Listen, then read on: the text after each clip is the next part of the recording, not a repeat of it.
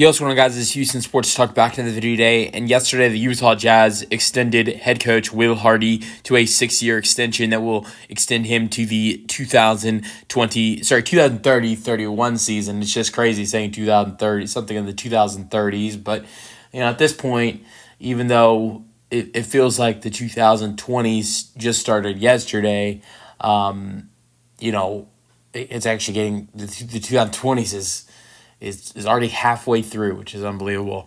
But so Will Hardy signed an extension going all the way to the 2030-31 season.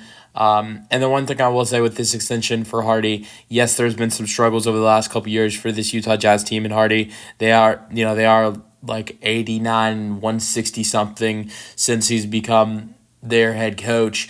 The first year he was their head coach, they actually didn't have a terrible year. They went 37-45 in that first season, the 2022-23 season. If you guys remember, Utah got off to this really hot start. Lauri Markkanen looked incredible, was an all-star in that 2022-23 season, and then they slowly started to fall apart as the season went on. It looked like that Utah team was going to make the playoffs. It was like, this is Utah's first season without Donovan Mitchell, and it looks like they're going to be a playoff team. And then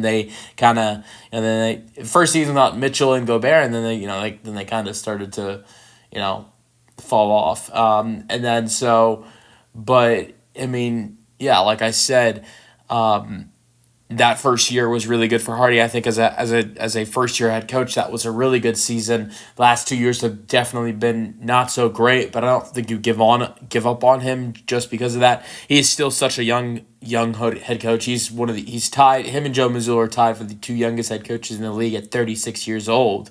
So you can't give up on Will Hardy just yet, especially if you might have Cooper Flagg. We'll see what happens next Tuesday or next Monday. On May 12th when the draft lottery happens, but Utah is one of the favorites to land Cooper Flagg from Duke, and if they do land Cooper Flagg, that will make Will Hardy a better head coach. So we'll see what kind of draft prospect he gets this year. I think that will play a big role into what happens in Utah, and so that should be interesting as well. But he's still so young. I think the thing I love to talk about is he started as an assistant coach.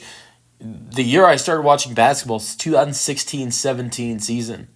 I was like 9 years old, back then. I am now almost 18, and he's 36 years old. He's been coaching since 2016. He started as an assistant at 27 years old.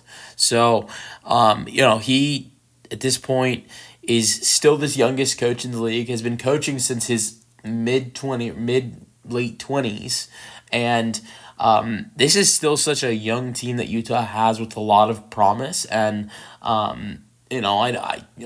this year 17-65. It's definitely not promising, but at the same time, this year it felt like Utah was tanking a little bit. There were a lot of times where a lot of their players missed out on a lot of time. Sure, they had real injuries like Taylor Hendricks. That injury was rough. He has a solid future.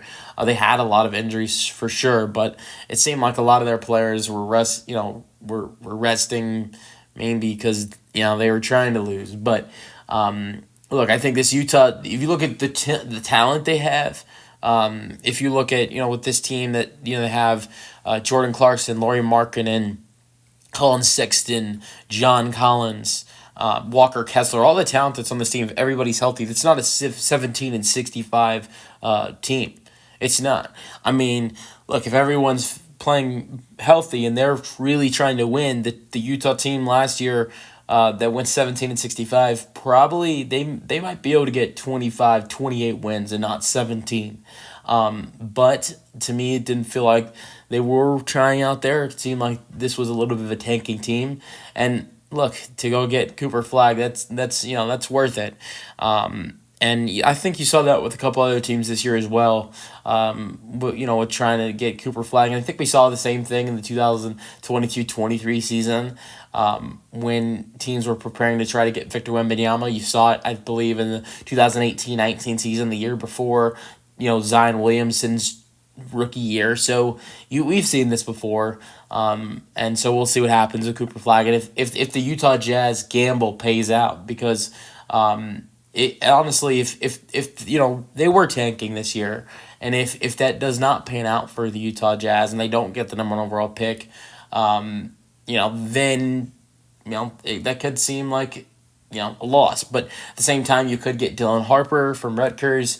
If you get the number two overall pick, is the guy that's projected to go number two. So there's still a lot of good things that can happen for Utah if you get number two or number three. So let me know your thoughts on the extension for the Utah Jazz in the comment section, and peace out.